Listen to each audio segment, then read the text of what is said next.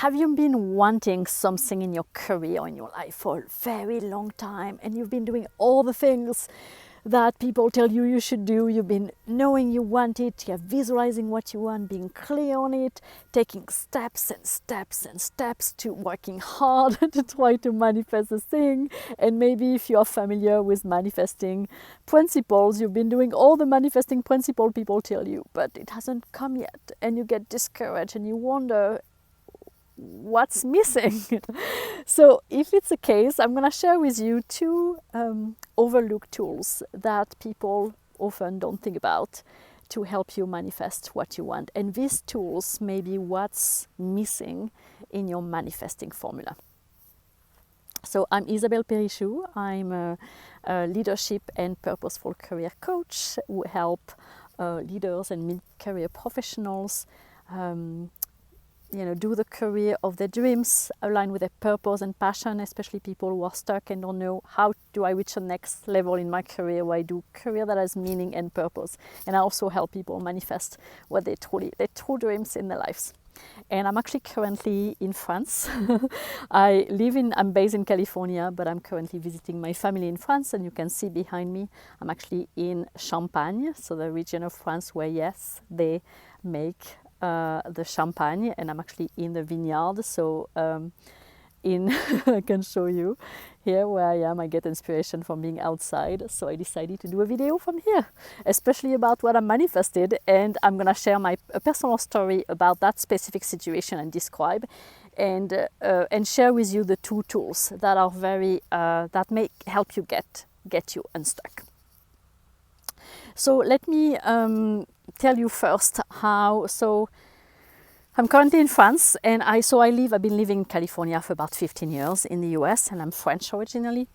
And I've been living in California, having different working visas over the years to allow me to be in the US and work from there. And a few months ago, I was in the process of renewing my visa so that I can stay longer in the US. And what was happening is that there was a misunderstanding about how long it would take for me to get this visa once we sent the application, and it was taking way more time than I had imagined to get my visa. And what was happening is that I was planning to go early August in France to have a family reunion really dear to my heart with my dad and my brother and my nephew. And so I was really planning to get my visa renewal before that time, so that I can actually leave the country and knowing that I will have the paperwork to be able to come back in the US. And the visa was not coming. We're getting close to the date, the visa was not coming, the approval visa was not coming. And I kept checking online, and I find out that it would probably take way more time than I had imagined. There was some misunderstanding about the timing per se, and it was not coming. And so the day were passing, and I was missing the family reunion in France that was so dear to my heart. And I was fighting against it. I was like hoping, every day I would check online, hoping that I would have the approval. I would even check online 3 or 4 times a day to check if I hadn't received anything. And this happened for quite a while, for 1 or 2 weeks, or even 3 weeks. And I was getting really discouraged and sad, and nothing was coming. And I was in this state of perpetual waiting, So it felt like my life was on hold, because I felt like I couldn't really plan anything, because I was waiting on this to go to France and take my vacation, and so I had a hard time focusing on anything else. And what happened is that and often when that happens, you often hear people telling you, with good intention. I mean, it's a good strategy, to say, just enjoy the time you have right now, and surrender to the process, and there is a silver lining into it, and But when you are really in a phase of missing something very dear to your heart, often hearing this kind of thing is often not helpful, even if they are given with a lot of good intentions. So what happened is that I had a few calls, and in particular a call with some friends and a call with my therapist and I felt all the feelings. I felt all the feelings of disappointment, that I had of grief, because I was actually grieving. This family reunion was really important to me, and I was grieving it, feeling all the feelings with her, and all the, the anger and the grief and the disappointment and all the things. And I did that a couple of times because I was waiting for a few weeks. And what happened after that is that there is a power when you grieve. And it's one of the things I want to talk about, that actually grief is part of your toolkit for manifesting. Nobody tells you about that, or very few people tell you about that. But grief is very important, because what happened to me is that after feeling the grief, because I was really feeling like what I was missing out, feeling it, expressing it with someone who could just hold the space for my emotions without trying to reassure me, give me advice, try to have me feel better. This is what's key when you share that, having someone who is not going to try to have you feel better. Because when you are in this feeling, you just need to feel them so that they can pass through you. Because if you don't feel them, they're going to stay stuck. So it's a bit like adding, when you try to add on top of it, you don't feeling fully your feeling, and you try to add some positive layers on it. And on the outside, you're like, oh yes, everything. But inside, there is still the thing. So it's not working, because you are trying to use a patch up, like a positive patch up on the difficult feeling. And sometimes this is what I see in some of the manifestation teaching. That can be one of the reasons you may be stuck in not manifesting what you want. And so what happened for me, as I was after feeling the grief, then I was able to accept the situation. Because sometimes to accept a situation, you first need to feel all the feelings of disappointment, of anger, of grief, and all of that. People tell you, oh, just accept the thing as it is. But if the feelings are blocking inside of you, you won't be able to have a genuine, what I'm talking about is a genuine acceptance. Not a fake acceptance, trying to fake it, but actually genuine acceptance that you are feeling in your whole body. This is what I'm talking about.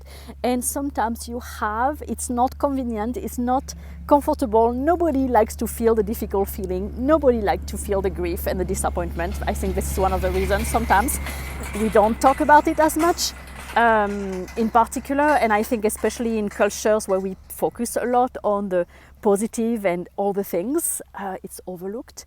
And so what happened for me, but it's so key, after feeling all the feelings, it was easier. I was starting to accept the situation, because the feeling were not staying inside of me. I was starting to accept, okay, this is the way it is. I tried being more trustworthy about life, about the process, accepting that it was taking a different timeline than what I had thought, accepting that. And I was starting to see also possibilities. I was like, oh, you know what, it's okay, I'll go to France later and this is gonna happen. And so brainstorming different possibilities that were exciting to me, instead of being stuck in the one that I was hoping was not happening.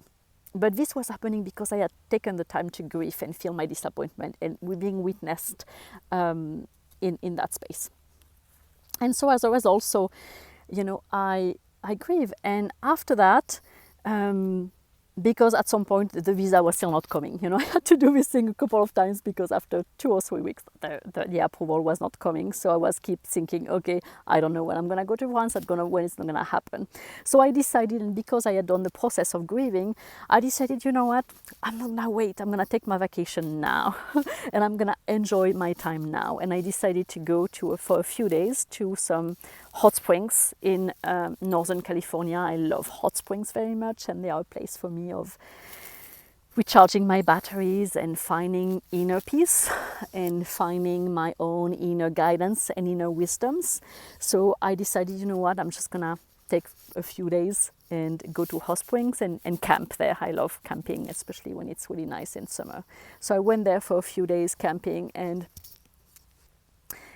after a few days, of being there, I started feeling much better. I started enjoying myself. I started thinking, oh, you know what, even if I don't get this approval in time, I'm gonna take my vacation in California, and I won't go in France, and I will just enjoy being in the hot springs.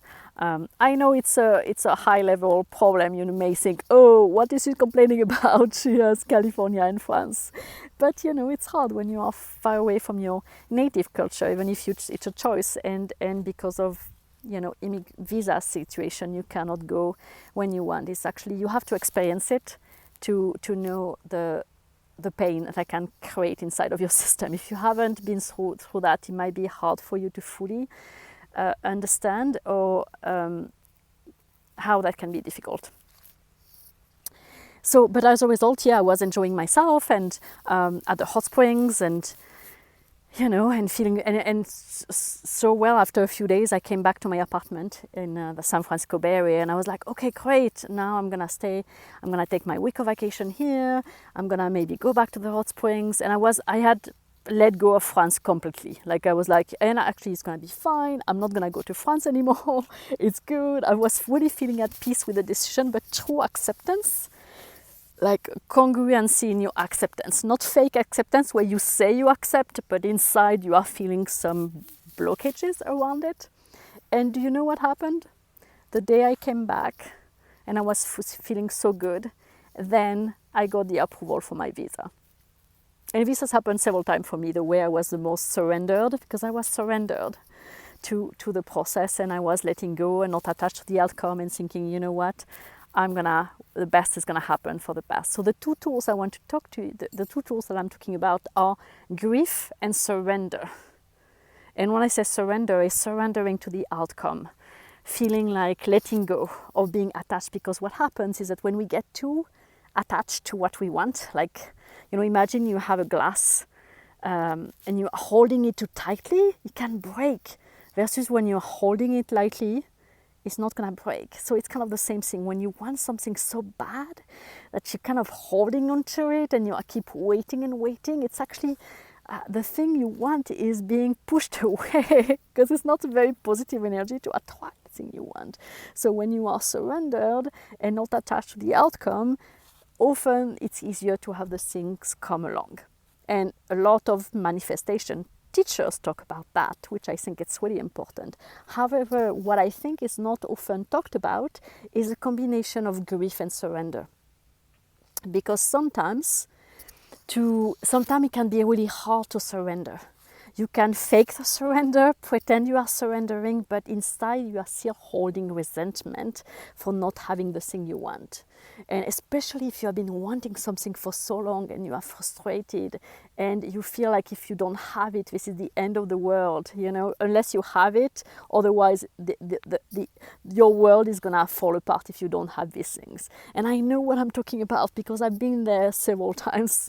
So if you feel that way, I hear you, and this is in this case where taking the time to feel the feelings, the grief, the disappointment with someone who can hold the space for you to really feel it, this is where it's gonna shift something inside that's gonna allow you to truly surrender, not fake the surrender, but truly surrender, so that you can actually be open to either what life wants to bring you, which might be the thing you are wanting, or sometimes there may be something else that may end up being even better than that.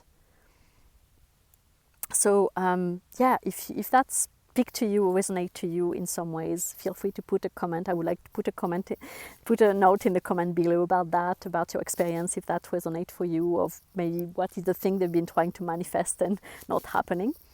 And also, if you want some support around it, I would love to support you. So, and do I would offer you like a quick, free 20-minute session where we can discuss what truly you want to manifest and you're wanting to manifest for so long, and help you clarify what are the blocks in the way and what are the action you can take to overcome this block. And I would say especially my specialty is really around careers and having the fulfillment career you want, also any kind of lifestyle dream that are important to you, like if you want to move to another country or something, a dream that is really dear to your heart. And so I'll be happy to get on the phone with you and do a 20 minutes assessment of what's really going on for you, and a roadmap to help you see what can help you next. So if you are interested in this session, I want you to put in the comment below manifesting. Just put the word manifesting in the comment below, and I'll reach out to you with a few questions to ensure this session is good for you, and we'll schedule a call together.